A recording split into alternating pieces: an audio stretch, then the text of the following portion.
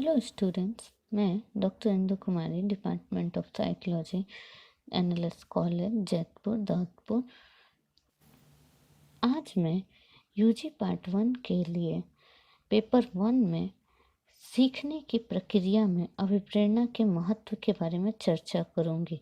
Role of motivation in learning. आज का हमारा टॉपिक है role of motivation in learning.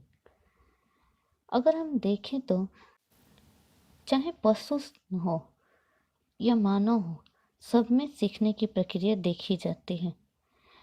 उसमें अभिप्रेरणा का बहुत महत्व है। सीखने की लर्निंग के दौरान मोटिवेशन का बहुत ही ज़्यादा इफ़ेक्टिव रोल होता है। मोटिवेशन से लर्निंग की प्रक्रिया में काफ़ी तेज़ी आती है, क्योंकि अभिप्रेरणा की अवस्था मानव या पशु को सही अनुक्रिया करने के लिए एक तरह का आंतरिक बल, इंटरनल मतलब फोर्स टाइप्स प्रदान करता है।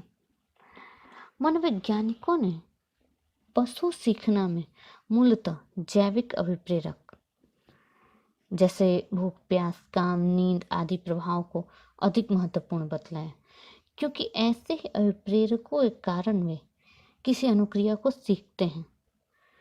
परंतु जहाँ तक मानव सीखने में अभिप्रेरकों के स्थान की महत्व है, इसमें यह बात सही है कि पशु के समान मनुष्य भी जैविक अभिप्रेरकों के कारण सीखता है, परंतु ऐसा बहुत कम होते देखा गया है। जो मनुष्य है, मनुष्य में सीखने में जैविक अभिप्रेरक का महत्व कम है, परंतु अर्जित अभिप्रेरक का महत्व बहुत अधिक होता है। जैसे पैसा कमाना, समाज में इज्जत पाना, प्रशंसा के लिए किए जाने की इच्छा, द्वेष, प्रतिस्पर्धा करना, ऊंचा, मतलब ये सारी आदि बहुत सारी महत्वपूर्ण चीज़ें हैं जो अर्जित अभिप्रेरक के उदाहरण हो सकते हैं। सीखने पर इनमें से सभी का तो नहीं, परंतु कुछ के प्रभाव का अध्ययन मनोवैज्ञानिकों द्वारा किया गया है। मानव सीखने की प्रक्रिया में इन अभिप्रेरकों को काफी महत्व है। अब हम पशु सीखना तथा मानव सीखने में अभिप्रेरक के महत्व का वर्णन अलग अलग इस प्रकार करते हैं। पशु सीखने में अभिप्रेरकों का महत्व।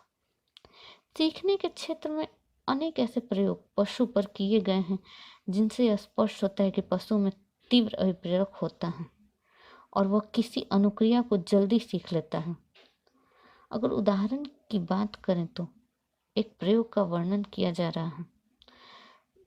जैसे एक एग्जाम्पल, टॉलमे तथा हॉन्जिक ने एक प्रयोग किया जिसमें चूहों का 3 समूह था और तीनों समूह को एक एक तरह की भूल भुलैया में प्रशिक्षित किया गया। चूहों का पहला समूह था जो भूखा था और लक्ष्य बॉक्स में पहुंचने के बाद उसने भोजन भी नहीं दिया जाता है। चूहे का दूसरा समूह था जो भूखा था, परंतु प्यास समाप्त होने के बाद जब वे लक्ष्य बॉक्स में पहुंचते थे तो उन्हें भोजन नहीं दिया जाता था।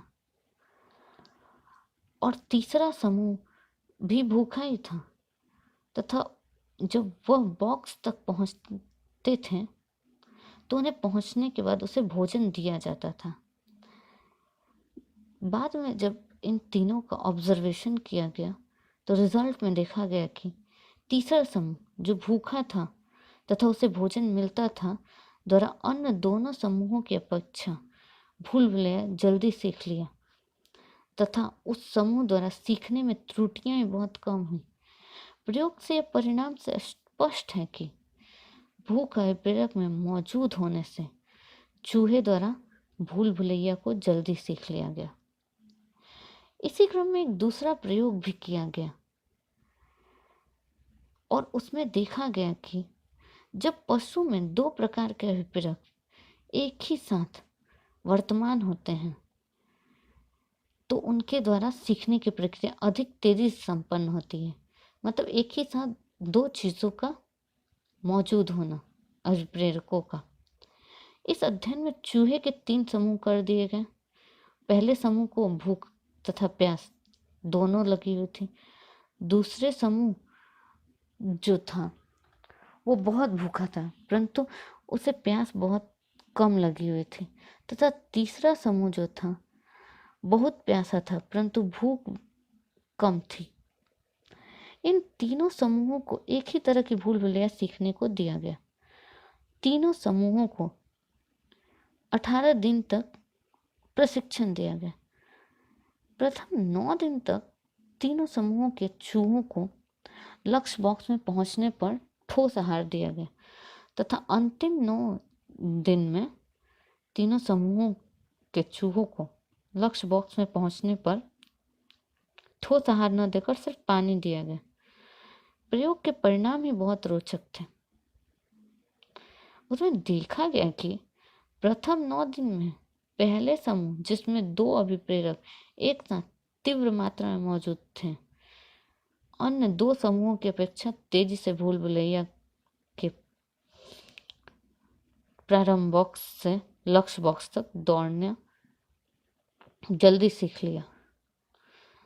अंतिम 9 दिनों में जब ठोस भोजन की जगह पर पानी दिया गया, तो इस तरह के परिवर्तन से पहले समूह के निष्पादन में अन्य 2 समूहों के निष्पादन की अपेक्षा थोड़ा समय कम लगा, परंतु फिर 2 दिन के बाद इसका निष्पादन अन्य समूहों से काफी आगे हो गया।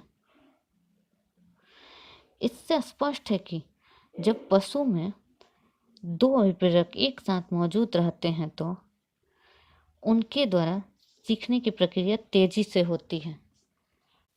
इसी तरह मानव में सीखने के अभिप्रेरकों के महत्व को देखते हैं। मानव सीखने में जैविक अभिप्रेरक की अपेक्षा अर्जित अभिप्रेरक का ज़्यादा महत्व है। मनोवैज्ञानिकों में अधिक अध्ययन किया गया है मानव के इस अभिप्रेरक के प्रति, क्योंकि मनुष्य अर्जित अभिप्रेरक के कारण ही अपने पूरे लाइफ में भिन्न भिन्न चीज़ों को अधिक तेजी से सीखता है। कुछ मनोवैज्ञानिकों ने अध्ययन से ये निश्चित भी किया या प्रूव किया इस चीज़ को। हरलॉक ने अपने अध्ययन में देखा कि जिसमें प्रशंसा तथा फटकार या निंदा का प्रभाव सीखने की प्रक्रिया पर कैसे पड़ता है। इस अध्ययन में उन्होंने छात्रों के 3 समूह कर दिए, जिन्हें कुछ अंकों को, जो कि कई कॉलम में लिखे हुए थे, जोड़ना था। जोड़ने का कार्य 5 दिन तक थोड़े थोड़े समय के लिए किया गया। छात्रों के एक समूह जो जोड़ने का कार्य करते समय उनकी काफ़ी प्रशंसा की गई। छात्रों का जो दूसरा समूह था उसको इसी कार्य के दौरान काफ़ी फटकार लगाई गई, तथा जो तीसरा समूह था उसको कार्य करने के दौरान न तो प्रशंसा की गई और न ही फटकार लगाई गई। और परिणाम जब देखा गया तो देखा गया कि पहला जो समूह था, जिस समूह की प्रशंसा की गई थी, उसके सीखने का औसत प्राप्तांक लगातार बढ़ता ही गया था, तथा जिस समूह के कार्य की निंदा की गई थी उसका औसत सीखने का प्राप्तांक प्रारंभ में बढ़ा, परंतु बाद में तेजी से गिरावट आती गई। इस प्रयोग से स्पष्ट है कि सीखने की क्रिया पर निंदा से सीखने की प्रक्रिया में प्रारंभ में तेजी आती है, परंतु बाद में गिरावट आती है। परिणाम में यह भी देखा गया कि प्रशंसित समूह में लड़कियों का निष्पादन लड़कों की अपेक्षा अधिक था, जबकि निंदित समूह में लड़कों का निष्पादन लड़कियों की अपेक्षा अधिक था। इन सबके अलावा तीसरा समूह जो था, जिसकी न तो प्रशंसा की गई और न ही उसे फटकार लगाई गई, निंदा की गई, उसके कार्य की गति में न तो बढ़ा और न ही घटा, वो शिथिल वैसे ही चलता रहा। इसी क्रम में कैनेडी तथा विल्कट ने भी अपना अध्ययन किया और ये देखा कि तेज बुद्धि के विद्यार्थियों को ऐसी फटकार या निंदा से उसके निष्पादन में वृद्धि होती है, परंतु प्रशंसा का प्रभाव हमेशा गुणकारी होते देखा गया है। मतलब अगर हम किसी को अप्रिशिएट करते हैं तो उससे उसके कार्य की गति में हमेशा बढ़ोतरी हुई है, घटोतरी नहीं हुई है। इससे सभी तरह के बच्चों के निष्पादन में वृद्धि हुई, चाहे वो तीव्र बुद्धि का हो चाहे मंद बुद्धि का हो, सबके कार्य करने की गति में थोड़ी तेजी आ गई है। इसी तरह अन्य मनोवैज्ञानिकों ने भी अपने अध्ययन में यही पाया कि प्रशंसा से फटकार या निंदा की अपेक्षा सीखने की गति में ज़्यादा तेजी आती है। लेकिन कुछ ऐसे मनोवैज्ञानिक हैं जिन्होंने इस बात का खंडन किया कि प्रशंसा का सीखने की प्रक्रिया पर हमेशा गुणकारी प्रभाव हो ऐसा ज़रूरी नहीं, तथा फटकार का सीखने के संबंध में हमेशा हानिकारक प्रभाव हो यह भी जरूरी नहीं। प्रशंसा तथा फटकार का प्रभाव कैसा होगा यह व्यक्ति के आपसी संबंध पर निर्भर करता है। उन्होंने अपने अध्ययन में पाया कि एक और रुचिकर शिक्षक द्वारा छात्र की प्रशंसा किए जाने पर सीखने की प्रक्रिया में तीव्रता नहीं हुई, परंतु एक रुचिकर शिक्षक के फटकार मिलने पर भी छात्र के सीखने की प्रक्रिया में तेजी हुई। इस अध्ययन से स्पष्ट है कि प्रशंसा तथा फटकार दोनों का प्रभाव दोनों तरह के व्यक्तियों के आपसी संबंध पर निर्भर करता है। मानव सीखना में प्रशंसा तथा फटकार के अलावा एक अन्य तरह की अभिप्रेरणा का प्रभाव भी है जिसका मनोवैज्ञानिकों ने काफ़ी अध्ययन किया है, और यह अभिप्रेरणा है, इस मोटिवेशन को हम कंपटीशन कहते हैं। यह कंपटीशन तथा ये भी हो सकता है सहयोग, कॉरपोरेशन की प्रवृत्ति। इस संबंध में भी काफ़ी अध्ययन किए गए। एक अध्ययन के अनुसार जिसमें छात्र का 10 समूह था, 5 समूह को ऐसी परिस्थिति में रखा गया जहां उनसे कहा गया कि यदि वे आपस में मिलजुल कर दिए हुए कार्य को कर लेते हैं तो उनमें से प्रत्येक को बराबर बराबर इनाम दिया जाएगा।